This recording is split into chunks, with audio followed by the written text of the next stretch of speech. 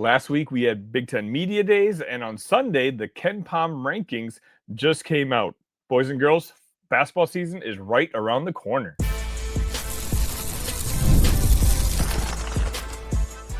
You are Locked On Illini, your daily podcast on the Illinois Fighting Illini.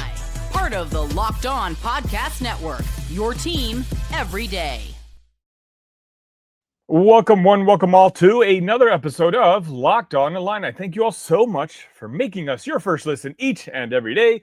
This episode is brought to you by Mazda. Like our players, we sweat every detail because when you make every move count, pulling off the unexpected is only the beginning. Stay tuned later for highlights in this week's Moving the Game Forward. Mazda, move and be moved. My name is Verma, your host here at Locked On, where I continue to provide you coverage each and every day. All the information you hear and see is absolutely free. The only thing I ask for in return is if you don't mind, make sure you hit that like button and make sure you're subscribed to the channel. It's not your fault, but you may not realize that this YouTube might just keep showing you this particular show and you're still not subscribed. Trust me, it helps me out, at least when it comes to the algorithm and all that fun stuff. As for today, we're going to be diving into some analytics.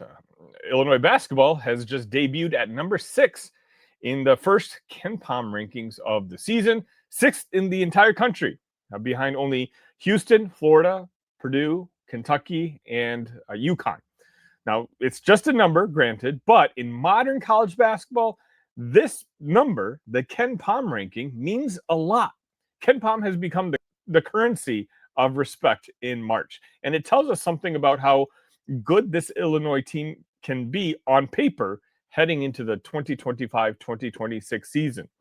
So you might be wondering, maybe you're more of a casual basketball fan. What is KenPom? Let's start with the basics. KenPom, short for Ken Pomeroy, is an analytics website that ranks teams based on efficiency. Not just wins and losses. It looks at how many points a team scores per 100 possessions, which would be offensive efficiency, and how many it allows, which, say it with me, would be defensive efficiency. Then adjust for tempo and strength of schedule. In simple terms, KenPom asks, how well do you play on each trip down the floor? That's why it's so respected. It filters out blowouts against bad teams and focuses on performance possession by possession. The system started back in 2002 when Pomeroy, a former meteorologist, began posting his statistical models online. Over time, it became a key resource for coaches, media, and the NCAA Selection Committee. Yeah, the people who build the March Madness bracket look at KenPom every single year. In fact, every national champion since 2002 has finished in the top 25 of KenPom's final ratings, and nearly all end up being in the top 10. When you see those net rankings or quality wins graphics during March, KenPom is quietly driving that conversation. Teams use it to schedule smarter non-conference games. Media use it to separate frauds from contenders, and fans use it as proof that their team style actually wins in March. So when Illinois shows up number 6 in October, it's not just poll hype. It's analytics saying this team's efficiency profile looks like it could be a national contender. So why is Illinois all the way up there with the big boys? I think it starts with continuity and fit. Brad Underwood told reporters in Big Ten Media Days, we're in a good spot. We've got veteran leadership and positional size, and we can really shoot it. Last year, Illinois was number 20 in KenPom after a 22-12 season that ended, unfortunately, in the round of 32. This jump to number 6 reflects all those who came back and also all those who chose to arrive. Tomislav Ivišić returns after being one of the more important players on the squad last year, and of course, he's expected to make yet another jump this season. Kylan Boswell as well, a guy who looks absolutely locked in at Big Ten Media Days, which I covered last week, which, again, I'll try to dig a little deeper into as this week progresses. Hey, it's football bye week, so I get to focus a little bit more on basketball this week. And then we have Andrej Stojaković, a kid who averaged almost 18 points in the ACC last year, and obviously he comes with NBA pedigree. Plus, you have the wild card, Mihailo Petrovic, the Serbian playmaker who At this point, looks like he could be one of the best guards in the Big Ten Conference if he's allowed to play. Come on, NCAA. Get to work on that. KenPom projects Illinois to be top 15 offensively, and get this, top 20 defensively. If Illinois ends up in the top 20 defensively, Cameron Crocker did one heck of a job. But I will tell you that's a profile of a second weekend tournament team. It also suggests a style shift. Illinois, we know, is going to try to play faster than last year, but I also think more efficiently. Having multiple shooters at 6'6 to 6'10 gives Underwood spacing that he hasn't had in a very long time. Nationally, the Illini sit ahead of Duke, Gonzaga, and UCLA, programs that usually own this space. And it's not just KenPom giving the Illini love. Bart Torvik has Illinois at 7th. ESPN has them at 16th. In other words, the analytics say Illinois is elite right now. The pollsters just maybe not fully there yet. We'll see. The AP rankings, I believe, are also going to be released sometime this week. Brad Underwood's teams have always graded well analytically because they value shot quality, possession control, and defensive rebounding. His best Illini teams have balanced efficiency on both ends. Think about 2021's Io Kofi group, which finished number 3 in KenPom. This year's group has a chance to get back to that territory because they can score at all 5 positions and switch 1 through 4 defensively. KenPom also loves teams with experienced guards, and Illinois is going to have one of the more seasoned backcourts in the Big Ten, especially when you talk about Kylan Boswell, Mihaila Petrovic, who, again, this is going to be his first year in college basketball, but he's going to be one of the older players in the country as well. And when you talk about his sort of experience, you're just talking about a lot of games and hopefully a lot of high basketball IQ. So what does this mean for fans? It means expectations are officially lofty, and deservedly so. Illinois has the talent and the data to back it up. When KenPom says you're number 6, you're on the short list of teams that maybe could make a Final Four run. But now comes the hard part, living up to it. The Illinois opens up with an exhibition against Illinois State, and then they're going to have a close scrimmage against Florida, which should test that efficiency right away. And if the metrics hold, come December, this team won't just be KenPom darlings. It'll be a legitimate national threat. Look, KenPom doesn't decide games. Of course, players do. But the numbers rarely lie about who's built to go deep in March.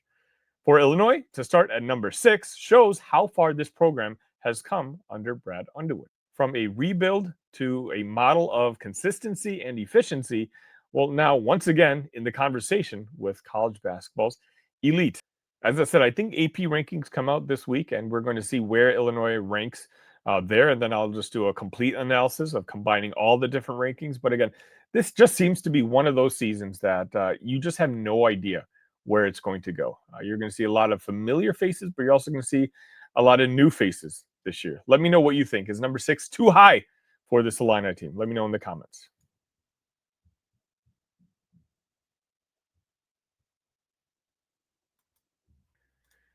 This episode is brought to you by Mazda's Moving the Game Forward. For those who believe it's not just about playing the game, it's about redefining it. There are moments that do more than put points on the board. They move crowds, move culture, and keep moving the game forward.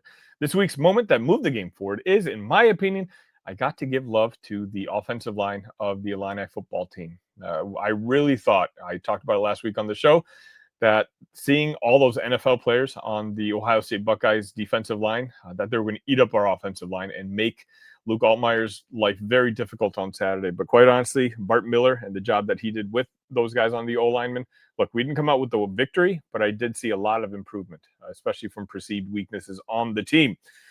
When you follow what moves you, the unexpected is only the beginning. And just like there's more to every highlight, there's more to a Mazda vehicle. Mazda, move and be moved.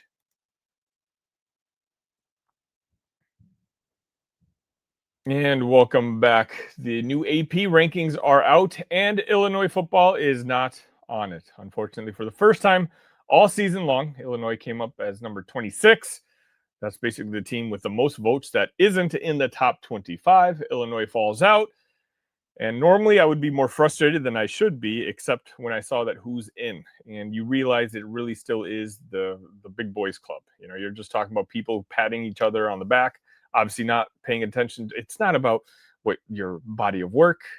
Sometimes it's just simply about the logo on the helmet. And by that, I mean USC came up with a very impressive win, 31-13 over Michigan last week. You take a look at Michigan's body of work this year, no impressive wins whatsoever. Illinois literally beat USC just 2 weeks ago at home. Now, keep in mind, just because we were at home doesn't mean anything, because USC was the favored team in that matchup. 6.5-point favorites. Illinois beat them. Since that game, Illinois has improved their offensive line. They've improved their defense. I mean, that defense looked very solid against this Ohio State team that they played on Saturday. And yet, USC is now ranked in higher than Illinois, despite Illinois, who proved it on the field against USC, dropping out of the rankings. Make it make sense. But Sonny, Illinois has 2 losses. Okay, well, Notre Dame has 2 losses. The 2 teams that Notre Dame has lost to are ranked number 2 and number 4. Number 2 being Miami, number 4 being Texas A&M. The 2 losses that Illinois has, well, number 1, Ohio State, and number 3, Indiana. And yet, Illinois, unranked, Notre Dame, ranked 13th. Make it make sense. Now, granted, it's not just Illinois being affected here. One of the Twitter accounts reported AP poll voter Keith Farmer left USC unranked and ranked Michigan number 17, despite USC dominating Michigan. You talk about a broken system. The AP is it. And it's just unfortunate that that's the only talking piece that we have during this season. It's obviously deeply flawed. And unfortunately for programs like Illinois, you just have to work twice as hard to be recognized as a blue blood, not even a blue blood necessarily, but just a team that is historically ranked, is historically more successful. Well, they just have an easier path by default. And I just don't think that's how it should be. Look, I know that loss against Indiana by 53 points kind of cemented the future of this Illinois football team moving forward. And maybe the difference, the final score of that Ohio State game didn't exactly show Illinois to be all that impressive either, because how many people watched that Ohio State versus Illinois game? But quite honestly, moving forward, the Illinois schedule gets a lot easier. And I say that, but that doesn't mean that they don't have to get the job done. They've got a bye week now to rest up, hopefully heal up. By the way, there's not going to be a coach's session on Monday just because of the bye week, just a little heads up. But, once they are healed up, they're going to have a very tough game against Washington the following week at Washington. And that's going to be a very tough game to win, but it's unfortunately going to be a game that they absolutely must win to have any sort of chance to stay relevant in the college football landscape.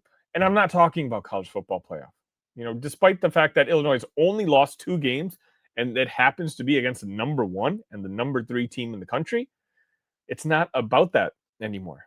Right now, it legitimately is just about being recognized for the work that you're putting out on the field. Illinois has not lost a game that they were favored in yet, and they need to continue that moving forward.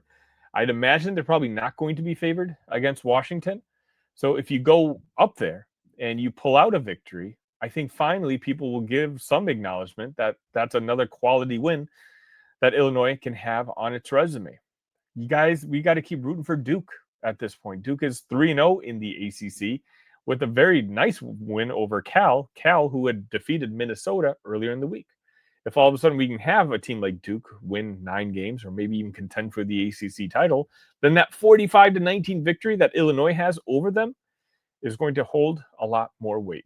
And as I tweeted earlier, I genuinely believe that there's a potential and there's a path out there where that victory over Duke at Duke is going to be more impressive than the USC victory at home over Michigan that they had on Saturday. But again, it's multiple factors like that we need to just continue rooting for moving forward. Indiana, I know this left a really bad taste in our mouth, but Indiana beating Oregon at Oregon on Saturday, well, guess what? That was really good for Illinois fans. We need to show that Indiana and Ohio State are the two best teams in the country. Let them show and dominate on the field, because those losses are going to seem better for Illinois. But that also means Illinois has to take care of business. And it's what's going to make that Washington game so important. Because quite honestly, Washington does have somewhat of a brand name. But if you lose to Washington, the teams after that don't really. Wisconsin, everyone knows that. I mean, at this point, Wisconsin might be the worst team in the Big Ten Conference. Rutgers, it just doesn't have as much credibility. Maryland has lost a couple weeks in a row now. Even if Illinois is able to lose to Washington but win out after that, even though 9-3, most of us would take 9-3. I don't think 9-3 is going to be respected when it comes to the national landscape. I think people are going to look at those victories that Illinois had and who they were over. And quite honestly, maybe we might sneak into the back half of the top 25, but that's kind of it. And that's, again, it's just unfortunate, because if you replaced our helmets with the USC helmets or the Notre Dame helmets, well, a 9-3 team or a 10-2 team would potentially be in the college football playoff. Unfortunately, doesn't seem to be, at least in the cards for Brett Bielema and the Fighting Illini this year, but that doesn't mean that you can't or you shouldn't stop arguing for it. I know there's no weight really in getting involved in social media spats back and forth. And, some people have asked me, why do you even bother? It's because we have a fan base that's smaller than some of the other customary ones. And if you don't defend Illinois, then who is? And nobody knows that better than Brett Bielema, your head coach. That guy knows in Charlotte. He is very involved in the social media aspect because he wants to get the Illinois brand name out there. And I simply just want to do the same thing. Now, of course, I have an ounce of the same type of power that a guy like Brett Bielema does. But you know what? The Illinois fan base, they do have influence. You are noticed by other fan groups. Now, normally it's on the basketball side, but you know what? Sometimes you have to use your power for the football side.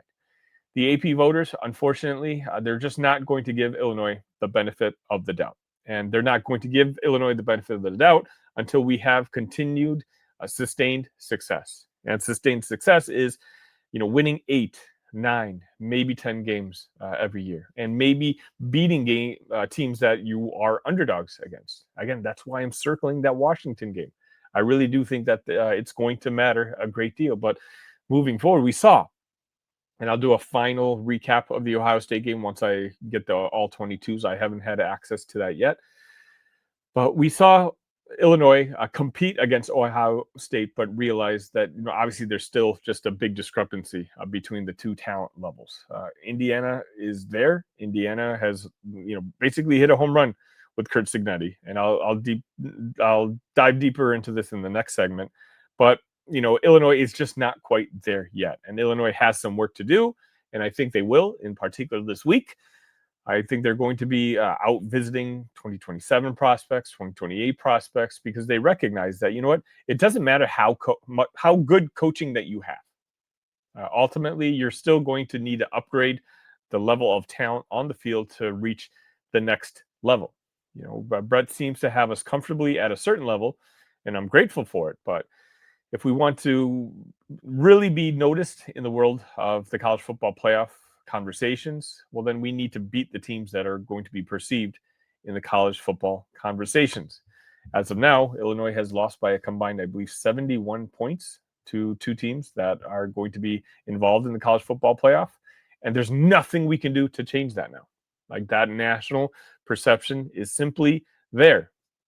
But what you can do is take care of your schedule, try to look impressive doing it, and let the world know that, some things you just need to look with unbiased eyes. And if that's the case, I would argue Illinois' body of work is just as good, if not better, than at least 5-6 teams that are listed in the AP poll right now. There's 2 of those that I already listed earlier. Who knows? We'll see. If USC loses to Notre Dame next week, then I would think that Illinois at that point is justifiably all ranked over USC. But are they? I mean, will they be? Will AP voters just continue to say, oh, well, Notre Dame is a very good team? Okay, that's fine. But then tell me, what is USC's best win? Michigan at home? A Michigan team that struggled to beat Maryland, I believe they've had Nebraska on their schedule. Michigan hasn't beaten anybody. If USC is the ranked number 15, well, then Illinois has defeated USC. And Illinois has defeated Duke, who at this point is 3-0 in the ACC. I would argue Illinois might have 2 better wins than USC. But my opinion doesn't matter, unfortunately.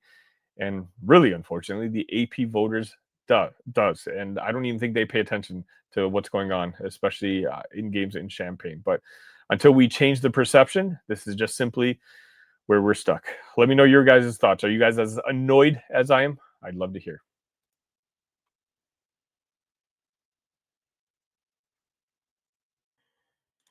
The NFL season is here, and FanDuel has an offer you don't want to miss. Right now, new customers can bet just $5 and get $300 in bonus bets if you win. That's right. Pick a bet, put down $5, and if it hits, you'll unlock $300 in bonus bets to use across the app. For me personally, I like the fact that I can sit down. If I got no plans that evening, I can put on a football game. Oh, so-and-so is playing so-and-so. I can bet an over and under. I can do player props. I can do in-live game betting. Whatever I want to do, FanDuel will take care of it for me. Whether you're a casual fan or love diving into stats, FanDuel makes the game day experience so much better. So what are you waiting for? Visit FanDuel.com to download the FanDuel app today and get started.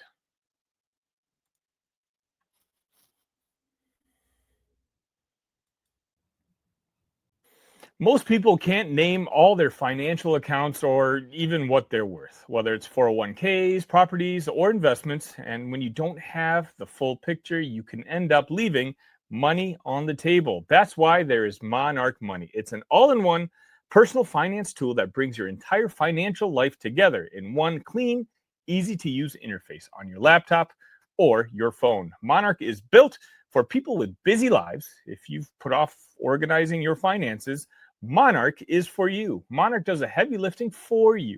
You can link on all your accounts in 1 minute and see clear data vision, get smart ideas of your spending, and finally feel in control of your money without ever touching a spreadsheet. For example, you can identify that you may not be saving as much into your 401k as you need to, especially if retirement is right around the corner. Do not let financial opportunities slip through the cracks. Use code LOCKEDONCollege at monarchmoney.com in your browser for half off your first year. That's 50% off your first year at monarchmoney.com with code LOCKEDONCollege. And welcome back. I just wanted to talk about some big news over the weekend. James Franklin was ousted by Penn State. Now, granted, that loss against Oregon wasn't a good one, and it kind of continued the perception of what James Franklin just not being able to win the big one at Penn State. But following that up with losses to UCLA and now Northwestern apparently has sealed the fate of James. Now, James, I think, is one of the best coaches in the entire country. Obviously, he has some flaws, and he's going to have to work on some sort of things. But I don't think there's a single job opening that's going to happen in the college football landscape that won't want to interview James. But for me, it just got, put things into perspective. Again, when you talk about Penn State now owes James Franklin, I believe, $49 million for him to not coach them moving forward. And they're going to have to spend a lot of money on hiring a new coach and hiring his coaching staff. And that new coach and that staff is going to want more facility upgrades, because that's just kind of how the cycle goes. And again, that just kind of reminds me why I'm so grateful for what we have at Illinois. And I think Josh Whitman agrees with me. Look, I can understand that there's a bit of envy for what Indiana has lucked into with Curt Cignetti. Somehow they stumbled into what is quite honestly what prime Nick Saban with Curt. And, seeing them basically being in an afterthought, someone who isn't even discussed in any sort of serious conversation, to all of a sudden now, I think Curt's 17-2 in his first 19 games at Indiana. And, a team that legitimately, let's just be honest, could win the national championship. There's going to be a lot of programs out there, including Penn State. The conversations are happening at Michigan State. I know that we have it internally at Illinois about saying, hey, why can't that be us? But again, I'll say the same thing. Do not let perfect be the enemy of the very good. We have the very good with Brett Bielema. Like, look, it's not as fast as we want it to be, but the coaching is there. The fundamentals seem to be there. What we definitely need to upgrade on is the talent. But I think Coach Brett and that coaching staff, they're absolutely working on bringing more top-tier talent to this Illinois team. I said this in the season preview episode, right? That I know people are getting excited and thinking, hey, maybe this team can win 11, 10 games this year. I said 11 was kind of out the window, and maybe 10 even out the window, just because when you think of 10 wins in the Big Ten Conference or 11 wins in one of the Power 2 conferences, you're talking about a team that must have superstars everywhere. I don't know if Illinois has that. I think they have maybe one superstar in Gabe Yakus, a guy who's going to be he's going to be drafted in the first round in the NFL draft. But then you have a very good quarterback, and you have a bunch of very good players, and that's what, to me, a team that wins 9 games in the Big Ten is going to be. Look, there's a lot of uncertainty out there, and there's some frustrations, whether it is on the basketball side or the football side, about what the current coaches that we have and what ceilings that they can bring. But for a second here, let's just all acknowledge the extremely high floors that these two individuals bring. And I'm not just talking about on the field or on the basketball court. These guys are great representatives of the university, and you can tell that, with their commitment to the university, right? All of them. And, I'll even include Shauna Green in on this. All 3 of those head coaches have non-compete clauses for other Big Ten jobs. And that shows you a level of commitment that not a lot of other schools have. And I'm talking about just a single coach, much less the 3 that this Illinois brand continues to have. So, again, great job by Josh Whitman. And obviously our journey has not reached its destination yet when it comes to supporting Illini athletics. But quite honestly, I like where we're headed. And I have a trust that the guys we hired have the vision to get us where we need to be. Even though we might not be on the rocket ship, I think we are still at least on the trajectory there. Let me know if you guys agree with me. Thank you for making Locked On Illini your first listen today. For your second listen, check out Locked On Big Ten. Greg Shimon breaks down the most exciting conference in college sports, from the rivalries to the championship and every game in between. Find Locked On Big Ten on YouTube or wherever you listen to podcasts, part of the Locked On Podcast Network. Your team every day. Please reach out to me, talkillini@gmail.com, if you have any questions. You know what? It's bye week. Maybe I'll do a mailbag question. Let me know a question. Leave it in the comments, or again, find me on your favorite social media. You can find me at TheSunnyB or Talk Illini, or email me at talkillini@gmail.com. And any questions I can answer, maybe I'll do for Friday's episode or something like that. I always like to find out what you guys are wanting to know, because sometimes it's not that easy. Also, please join the Talk Illini Discord. We've got conversations going on all day, every day, and not just about Illini sports, but although that's dominantly what it is, but about your favorite baseball team, about your favorite football team, and just life in general. It's one of the best places to be if you are an Illini fan. I can honestly say, when I started this channel, that Talk Illini Discord is the thing I'm singularly most proud of creating. Let's go wrap it up for today. We've got a whole lot more content for you. I think the AP rankings come out this week, and when they do, maybe I'll just do a breaking news episode for that. But until next time, ILL. Love you guys.